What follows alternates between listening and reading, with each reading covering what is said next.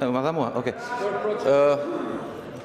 Zoti kryetar, ndërkohë që ne flasim këtu dhe flasim për procedura, po ndodh diçka historike në gjykatën kushtetuese, zoti kryetar.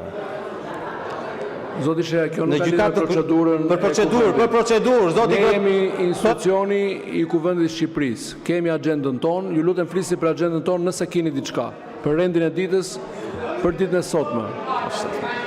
Zoti kryetar, më lejo ta mbaroj, ju lutem, se do dalte procedura. Dakor? Tani, zoti kryetar, prokuroria i është drejtuar deputetëve të Kuvendit të Shqipërisë për heqjen e imunitetit të zonjës që është shturur aty, sepse do ta arrestoj. Neve, si përfaqësues të Partisë Mundësia, na është mohuar e drejta të kemi provat mbi të cilat prokuroria kërkon arrestimin e asaj zonjës që është shturur aty dhe po qesh dhe tall. Të lutem. Kjo nuk është procedurë. Nuk është procedurë, nuk ka lidhje me rendin e ditës sotme. Zoti Berisha.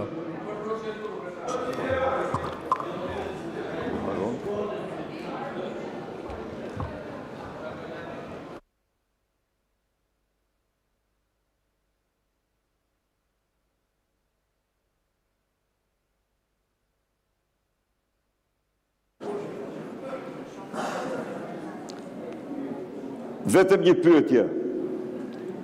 A jeni gati ju? A jeni gati që Ramaduro t'ja transferoj, t'ja delegoj kompetencat Lubi Ballukut? Ju lutem zoti Berisha. Na u përgjigjni këtë pyetje. Jo me këtë gjuhë. Kjo është pyetja. Në parlament, në kuvendin tonë nuk e lejojmë të gjuhë. Po, kjo. Jo, nuk e lejojmë këtë. Shef? Këto etiketime ju ka kaluar koha. Jo. Jeni lubisht. Zoti Fatmir Mediu për procedurë. Jo. Kryetar. Jo, pra. Kryetar. Po ofendon, po thyen. Zoti Bardhi ja u bëri të qartë një kërkesë, i cili o gazi a mundet pastaj. Pra zoti Bardhi ja u bëri të qartë një kërkesë që lidhet me ju në radhë parë me gjithë secilin deputet këtu, të respektojmë kushtetutën. Dhe kjo është një çështje që te kalon dëshirën tonë. Se po vazhduam kështu, unë nuk e di se do kemi më parlament apo jo. Ne në mënyrë të pa diskutueshme që për çështjet e sigurisë dhe marrëdhënie me Shtetet e Bashkuara të Amerikës dhe për bordin e paqes bijem që të gjithë dakord. Por nuk mund bijem dakord për të mos respektuar kushtetutën dhe procedurat. Sepse kështu siç po bëni ju, do vini një ditë të propozoni Edi Ramën me mandatin e Bajram Begajt për të bërë mbreti i këtij vendi. Dhe pastaj do ta aprovoni, mbreti u çmend dhe do dalim gjithë tonë me rrof mbreti. A ka mundësi të respektojmë kushtetutën dhe procedurën? Kjo është e thjeshtë. Faleminderit. Natyrisht që kjo është një mbledhje që mblidhet konform kushtetutës dhe rregullores, padyshim. U thanë disa të pavërteta, të cilat mirë është të sqarohen, u tha që po vendosim për një vendim i cili është i pafirmosur nga kryeministri dhe i pa kundërfirmosur nga ministra e jashtme, nuk është e vërtet. Ky është vendimi i firmosur. E para, e dyta lidhur me këshillat tuaja për respektimin e rregullores edhe të kushtetutës. Ju siguroj që dhe kushtetuta që ju flakërit sigur është marrë, është ngjitur nga ne dhe është vendosur në raft, në respekt të kushtetutës, zoti Bardhi. Hedhim në votim për miratim kërkesën për shqyrtimin me procedurë të shpejtuar të projektligjit për ratifikimin e marrëveshjes pranimit të Republikës së Shqipërisë, përfaqësuar nga kryeministri Edi Rama në kartën e bordit të paqes. Votimi është i hapur me karton. Kush është pro?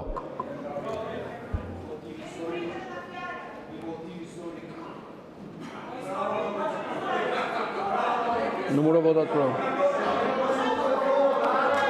80 vota pro. Kush është kundër? Kush është kundër? Numëroni votat kundër.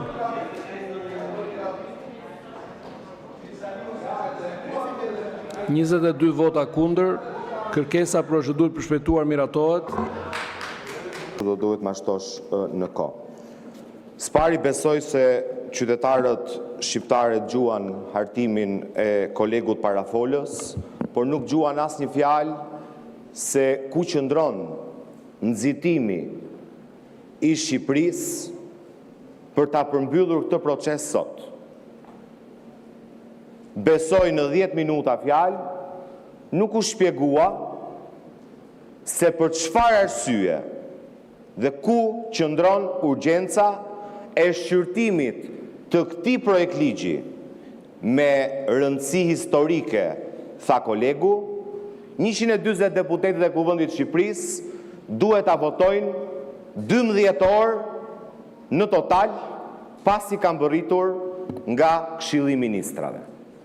Gjuat në argument për këtë?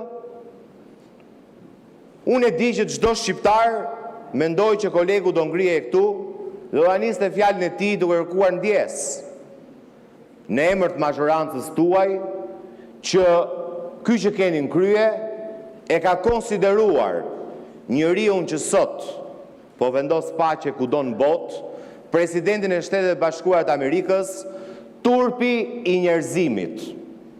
Ka qenë Edi Rama, i vetmi lider botror që është drejtuar presidentit të Shtetet Bashkuara të Amerikës me termin përfaqëson turpin e njerëzimit. Një deklaratë që në fakt nuk i shkon as marrëdhënieve, jo thjesht Shqipërisë, po të kombit shqiptar me Shtetet e Bashkuara të Amerikës. Një marrëdhënie, një deklaratë që vën në rrezik sigurinë dhe marrëdhëniet e shkëlqyera strategjike mes kombit shqiptar, Shqipërisë dhe Kosovës dhe Shtetet e Bashkuara të Amerikës. Se erdhe këtu dhe fole për Shqipërinë. Ne nuk ndjehemi të vlerësuar për partneritetin që ka vetëm Shqipëria me Shtetet e Bashkuara të Amerikës, po ne ndjehemi krenar për marrëdhëniet e shkëlqyera që kombi shqiptar ka me Shtetet e Bashkuara të Amerikës. Prandaj dhe ftesa për të bërë pjesë e kësaj iniciative i është drejtuar Shqipërisë dhe Kosovës. Dhe parafolsi kishte detyrimin të kërkonte edhe një tjetër ndjesë, që herës tjetër u ngrit këtu dhe bëri propagandë, sikur ai që i ka thënë presidentit Trump turpi i njerëzimit ishte i vetmi lider në Ballkan që ishte ftuar të bëheshe pjesë e bordit paqes. Dhe u detyrua presidentja e Kosovës ta nxirrte ashtu siç është, gënjeshtar, sepse Shtetet e Bashkuara të Amerikës kishin ftuar në këtë bord Shqipërinë dhe Kosovën për shkak të rolit të jashtëzakonshëm që ka kombi jon, jo thjesht në paqen Ballkan, por në paqen në Europë dhe më gjërë, dhe për shkak të raportit të shkëlqyer strategjik që ne kemi me Shtetet e Bashkuara të Amerikës. Prandaj, me dy ndjesat munguara në këto foltore, nuk mund të vihet të bëhet propagandë. Nuk mund të tallesh me presidentin e Shtetet e Bashkuara të Amerikës, as me Shtetet e Bashkuara të Amerikës, që të flasësh për arritje historike,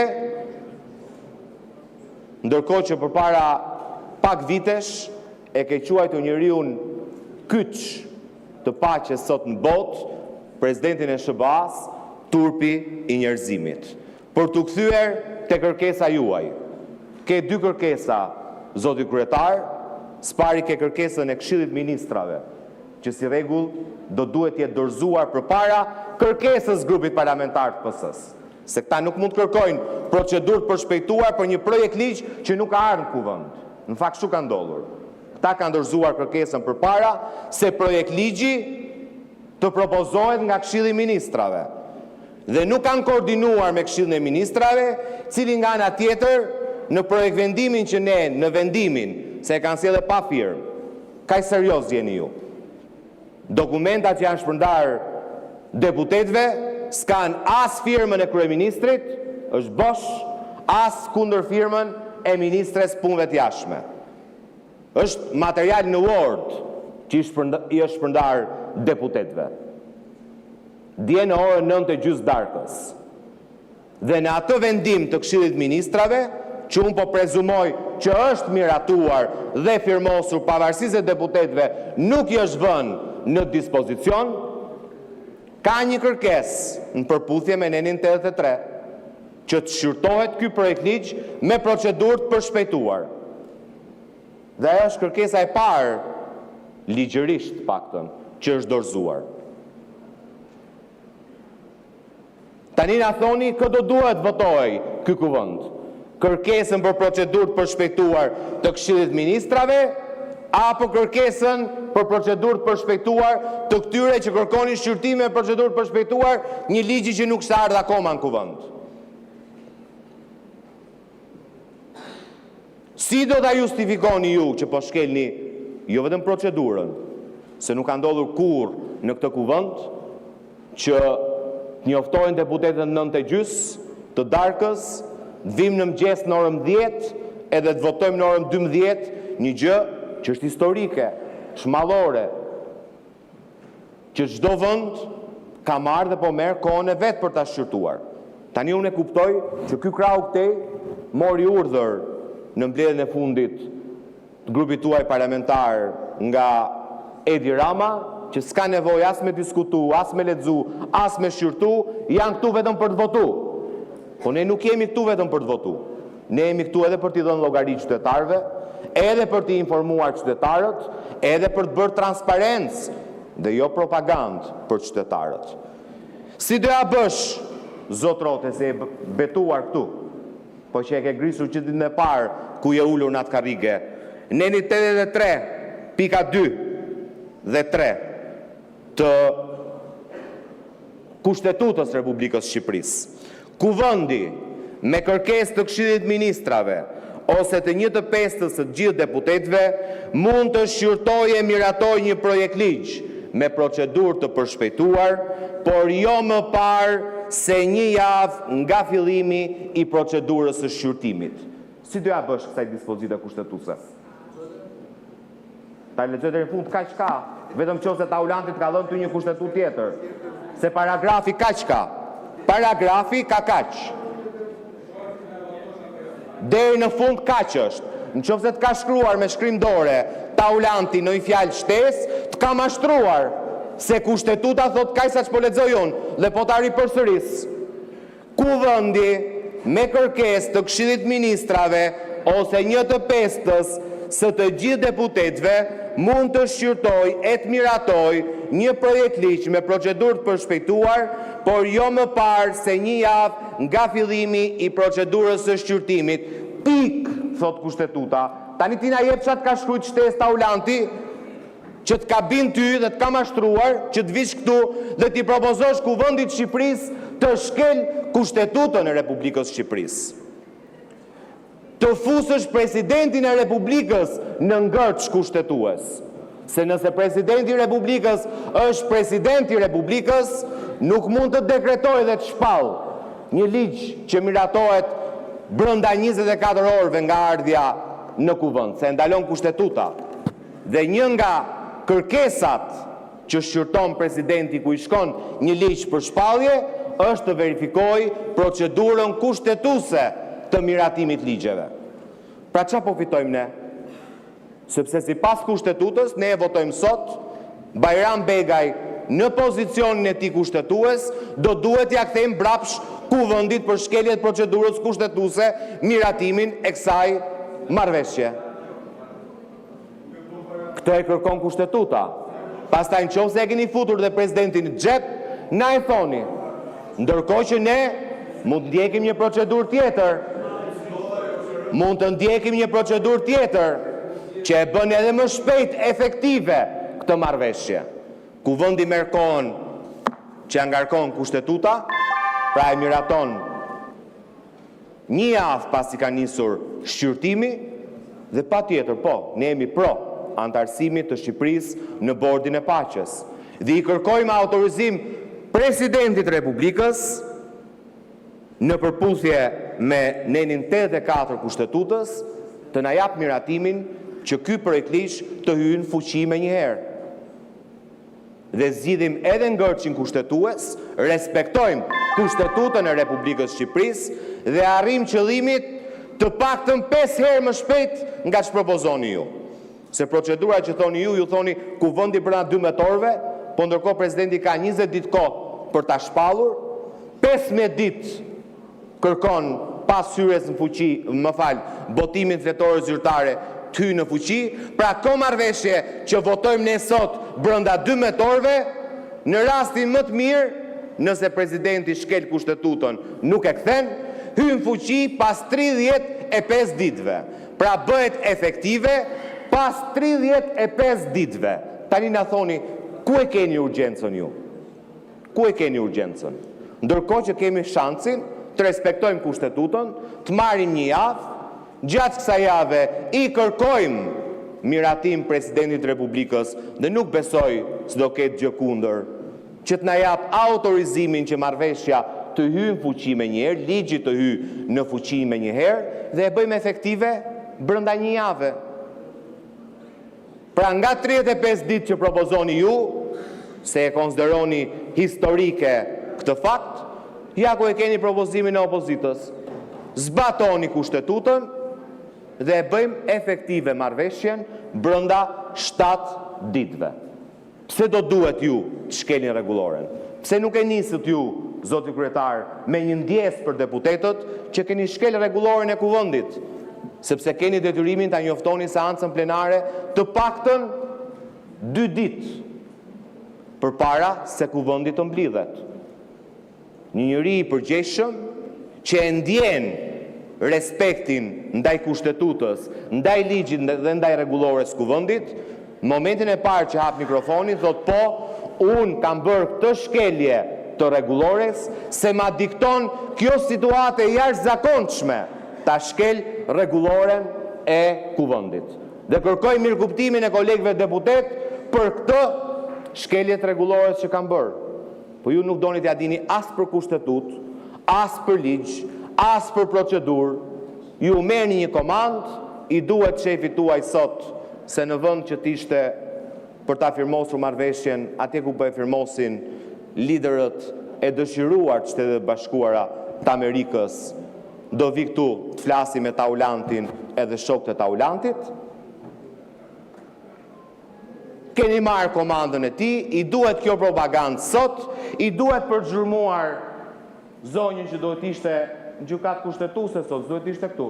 Duhet ishte në burg sipas kërkesës së prokurisë, nuk duhet ishte këtu.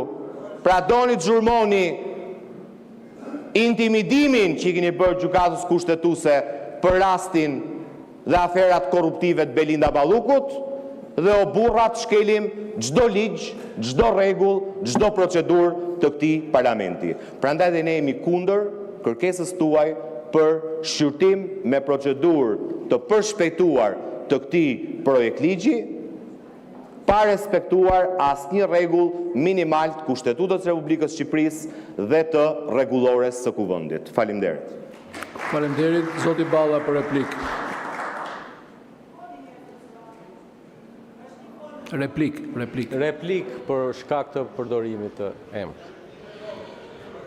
Kam përpara një kërkesë të firmosur nga deputeti që sapo foli, i cili për këtë shkeljen që pas kemi sjell ne ka propozuar amendamente. Në komision patjetër. Sapo propozohet ndryshe themi, ndryshe bëjmë. Ç'të bëjmë ne të shkretët, ç'na ka gjetur me ju, sa i përket kësaj kërkesës, pa dyshim që të mblidhe në komisionin e jashtëm, këto të shqyrtohen, pra e pas kemi te i kaluar fazën e procedurës, sepse na pas kanë ardhur amendamente.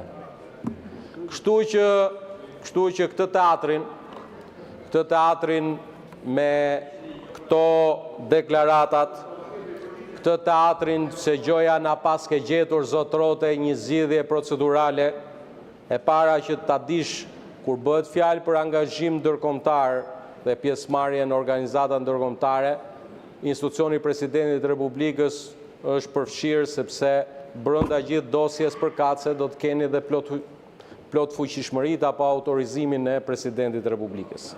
Që ta dini këtë gjë se ndoshta ju ka shpëtuar. Po kërkoje se do ta gjesh komision. Shko në komision. Shko në komision e pyet përfaqësuesit e qeverisë. Aty e ke.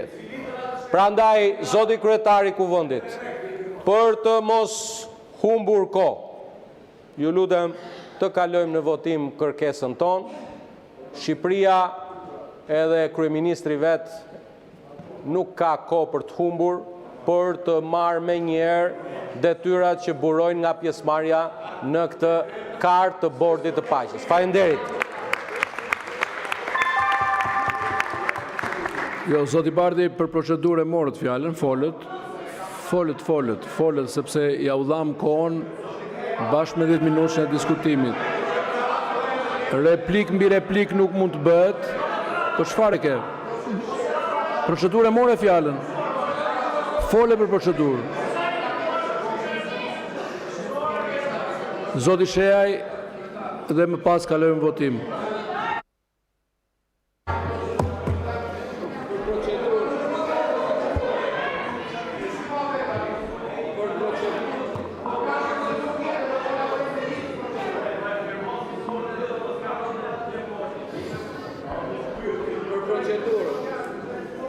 Jo, vazhdo.